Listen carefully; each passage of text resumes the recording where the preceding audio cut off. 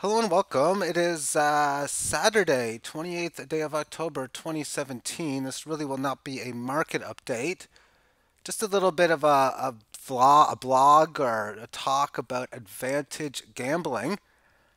And my first ever memory of advantage gambling occurred when I would have been in grade school, probably grade 7 or somewhere in or around that grade. I was playing poker with one of my uncles and cousins, all around the same age. They were both about 3 years or so older than me. And I was playing a three-card game, one draw, where the best you could get was three of a kind. If you couldn't get three of a kind, the next best hand after that was three of the same suit. Following that, a straight, ace to the three being the highest, ace always being low in this game, which meant jack, queen, king being the highest. Three picture cards, like a jack, king, king that didn't make a straight. And then if you couldn't do that, high card. And high card was just counting your card totals. Two was worth 2 points. Five was worth five. 10 through a king was worth 10. And ace was worth one. And the last digit. So if you had a 5, a 4, and a 7, 5 plus 4 was 9. And 9 plus 7, you'd have high card 6. When I was playing this game, I was in the final betting round and I had high card 0. And I was thinking, I got it. Only way I can win is bet at it. And I bet. They folded. I won, and I felt so proud. And to this day, I still have that memory. And I've heard so many times people talking in poker, the only way you can win is to bet at it. And I always, not always, but oftentimes, I'll think of that childhood memory and so many more that has transitioned my thinking into being an advantage player, advantage gambler being very important. Now, I'm just curious to see what comes up on Amazon if I were to search in that of advantage gambling, 72 results in the section of books. The first one by Karen Miller, Advantages of Gambling Online. For 368, it may not be a bad buy. I have no idea anything more about it, but cryptocurrencies is a form of gambling online, and to me, it is the number one game for an advantage player. Handfolds over its competition. Roulette, a strategist guide to taking advantage of the odds and manipulating the house edge. I once, talking with another fellow gambler back in the casino days, I've had talks about mentioning, well, based on where they throw the ball, you can tell whereabouts it's going to go. And I'm looking at the math on that. Well, maybe it makes sense, but I never really seen it within the game. And then we have advanced advantage play, beating and safeguarding modern casino table games, side bets, and promotions. Not too easy to beat them. I am a card counter.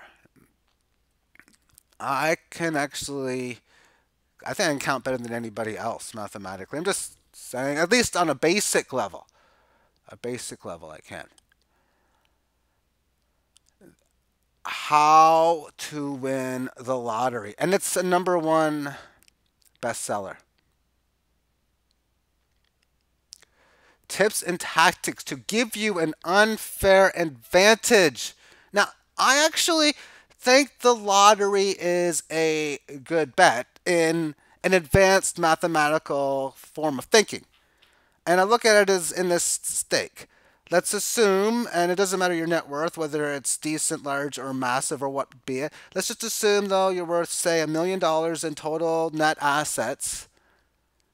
The question I have for you is, would you bet everything you own to win a couple of dollars profit that the 6 numbers you pick on the lottery ticket will not win? Meaning, if you don't get all 6 numbers right, you'll win the $2. But if you get all 6 numbers right, you lose everything. You'd be crazy to take that bet because $2 does nothing to help your life out. Losing everything would be terrible. So on the flip side, if you give up $2 of your life or dollars of your life, that doesn't mean anything. Technically, it's not a bad bet. That's the psychology, mathematics in which I look at it for that point. But I mean, if you're going out there buying so many tickets, betting amounts that actually hurt you financially, then that's just a terrible idea. Craps, I mean, come on, no way. Uh, how to get lucky. Now, I've tried to incorporate a lot of the law of attraction that's talked about from stuff like The Secret into gambling, and to a degree it kind of worked, but it kind of made it hard. And that's about all I could have done within it. So as far as getting luck, I don't play for luck. I just market's going to do what the market's going to do. All that's why I say that often, because just play the game the best you can.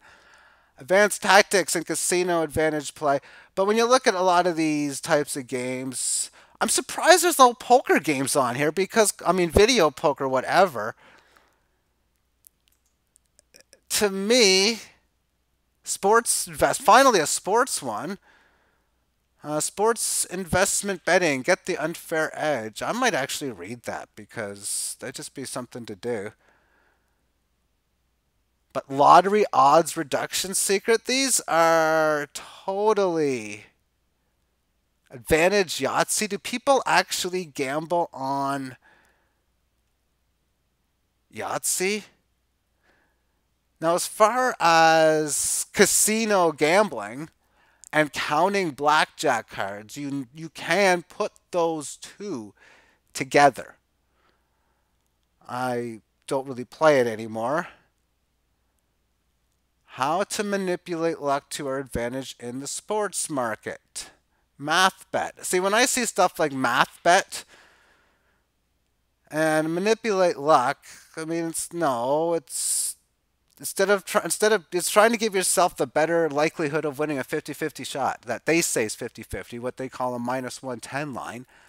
If you can hit that 60% number betting on sports, then you can really kick butt. But mathematically, anything you can do to manipulate your brain to come up with better decisions, more profitable ones, to go from 60% to 61%. And getting to 60 is hard. 56 is hard enough on 50-50 likelihoods.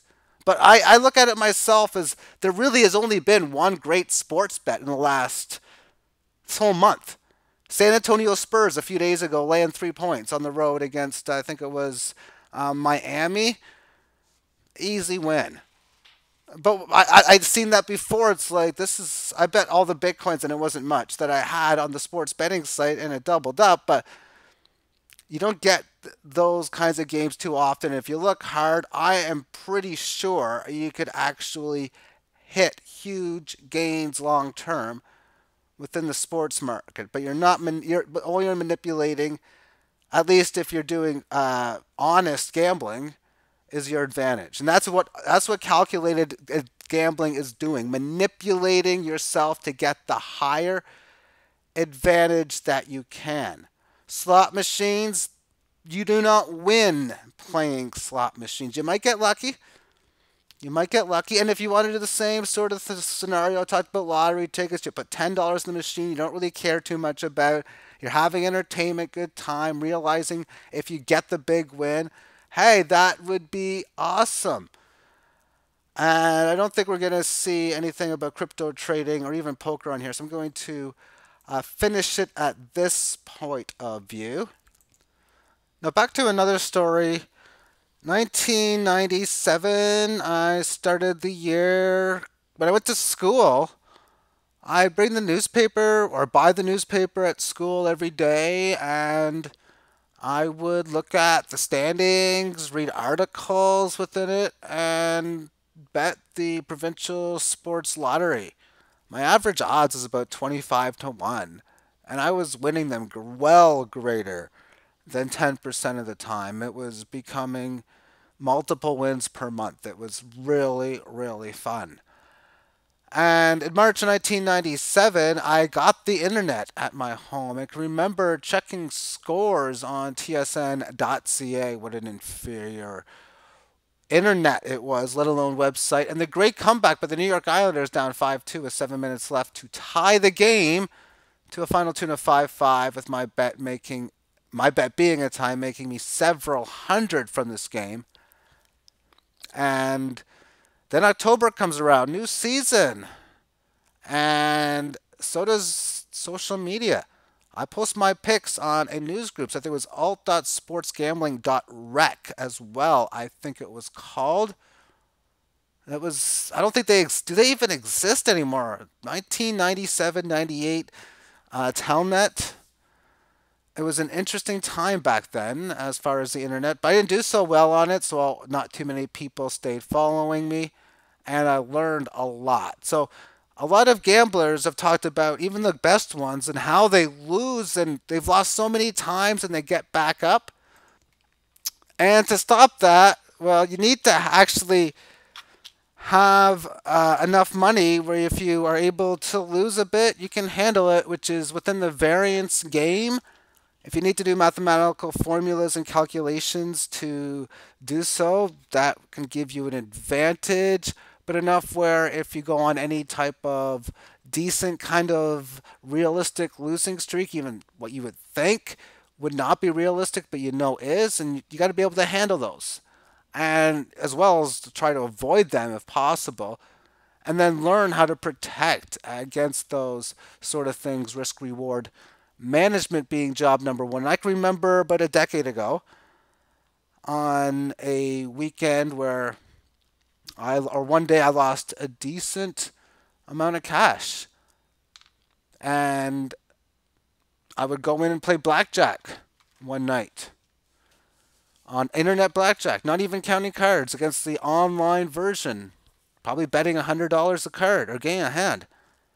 Well, I got about 20. I won about 2,400, 2,500. Got most of it back. I was pretty happy. And then there's another time when I lost about a quarter of my bankroll on a Sunday afternoon, and then I went wild on Sunday night, and I lost another quarter of it more. Now, thankfully, I regrouped myself, and I was able to get it back in time. But if you ever get situations where things are not going well, motions need to be taken out, don't do anything to tilt off to hurt your bankroll. That's the best suggestion that I can always give. Be aware of the best profitable plays that you can make, and when they're there, execute them. And thank you for tuning in. Have yourself a great day. Bye-bye.